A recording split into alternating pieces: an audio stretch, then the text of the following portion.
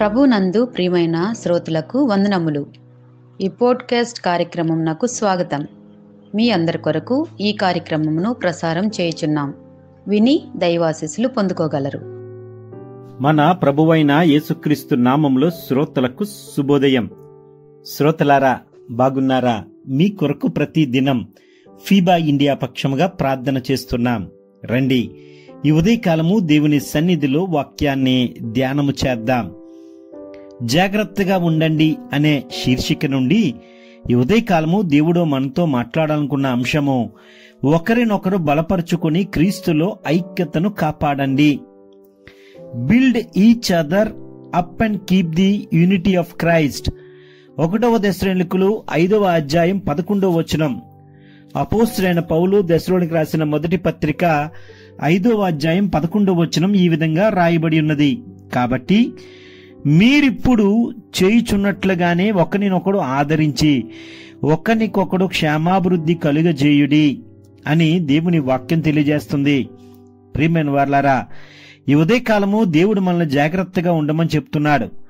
జాగరూకులై ప్రార్థన చేయమని చెప్తున్నాడు. అందుకనే మనము దేవుని సన్నిధిలో మనము చేయవలసిన విషయాలు ఒక్కొక్కటి దేవుడు బోధిస్తూ చివరిగా మనము క్రీస్తులో ఐక్యతను కాపాడమని దేవుడు ఈ ఉదయకాలం మనతో మాట్లాడుతున్నాడు. ప్రియమైన వారలారా, మన క్రైస్తవ ప్రయాణంలో మనం ఒంటరిగా నడవడానికి పిలువబడలేదు. మీరు బాగా విన్నారు అనుకుంటున్నాను. దేవుడు మనలను సంఘంలో ఉంచి ఒకరినొకరు బలపరచాలని, ఆయన ఐక్యతలో ఉండాలని ఆజ్ఞాపించాడు. ఈ లోకంలో శత్రువు చేసే ప్రయత్నం విభజన, కానీ దేవుని చిత్తం ఐక్యత. అందుకే వాక్యం మనకు బోధిస్తుంది, ఒకరినొకడు ఆదరించుకొనుడి, క్షేమాభివృద్ధికి కలుగజేయుడి.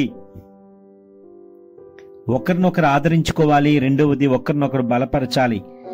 ఈ రెండు విషయాల్లో దేవుడు మనకి ఈ ఉదయకాలం 7 అంశాల ద్వారా మనకి బోధించడానికి సిద్ధపడుతూ ఉన్నాడు. ఆ 7 అంశాలు కూడా మనం మన జీవితాలకి అప్లై చేసుకుందాం.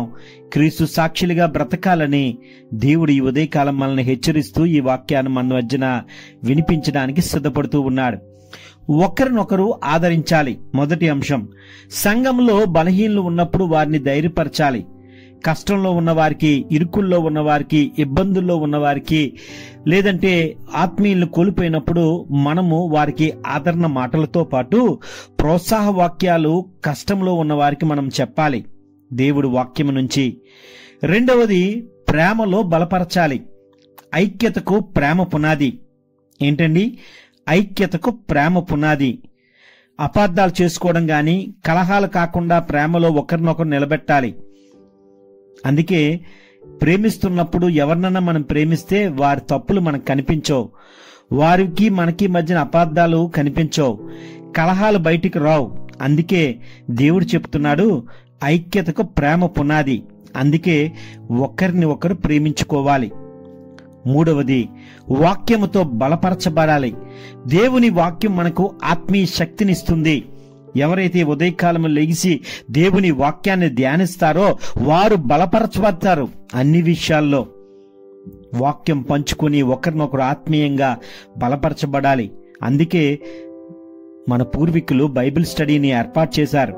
బైబిల్ని బైబిల్గా చదవకుండా దాన్ని ధ్యానం చెయ్యాలని బైబిల్ స్టడీలో దాని కొరకు విపులంగా వివరించడానికి, ఒకరిని వారు ఒక్కొక్కరు ఆత్మీయంగా బలపరుచుకోవడానికి దేవుడు వారికి అటువంటి సందర్భాన్ని ఏర్పరిచారు.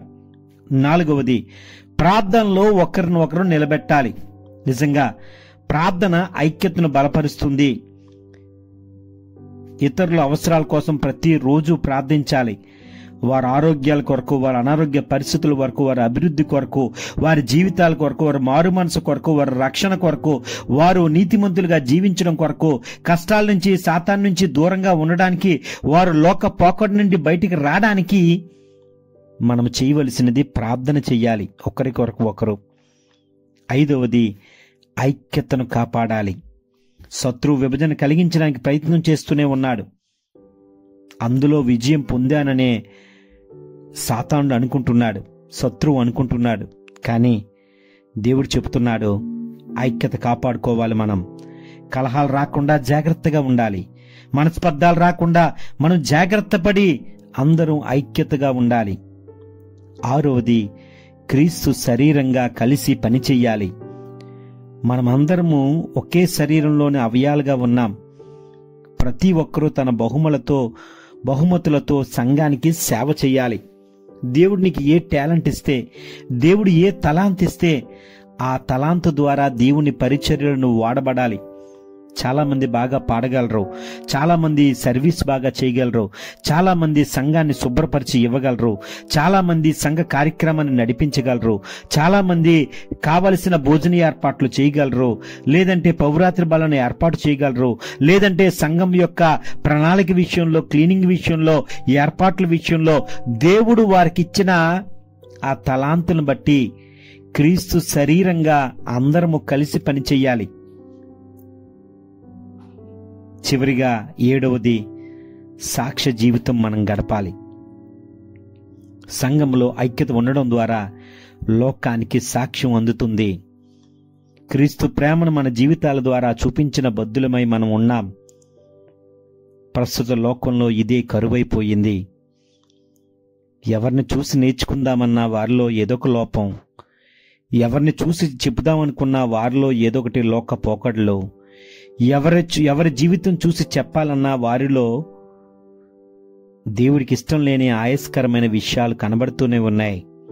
కానీ దేవుడు నీతిమంతుడు, దేవుడు నిత్య దేవుడు, నిన్న నేడు రేపు ఏకరీతికున్న దేవుడు మన జీవితాల్లో మేలు కలిగించడానికి అనేక మంది పరిశుద్ధులు ఇంకనూ సజీవ లెక్కల్లో దేవుడు వారిని ఉంచాడు.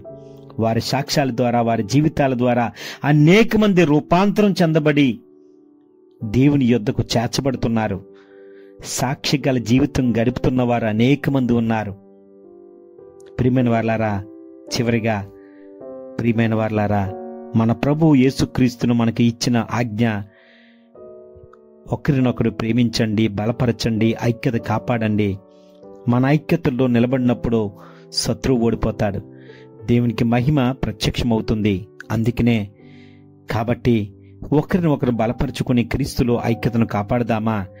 అట్టి మనసు దేవుడు మనకి, మన కుటుంబాలందరికీ దేవుడు ఇచ్చులాగున ప్రార్థన చేసుకుందాం. ఆమేన్. ఈ కార్యక్రమమును గూర్చి మీ సలహాలు మరియు మీ ప్రార్థనా అవసరతల కొరకు మమ్మను సంప్రదించవలసిన మా ఫోన్ నంబర్ 9448508503 మరియు ఈమెయిల్ ఐడి info@fibaonline.org. మా ఫోన్ నంబర్ మరొకసారి 9480585039. Email ID info@fibaonline.org.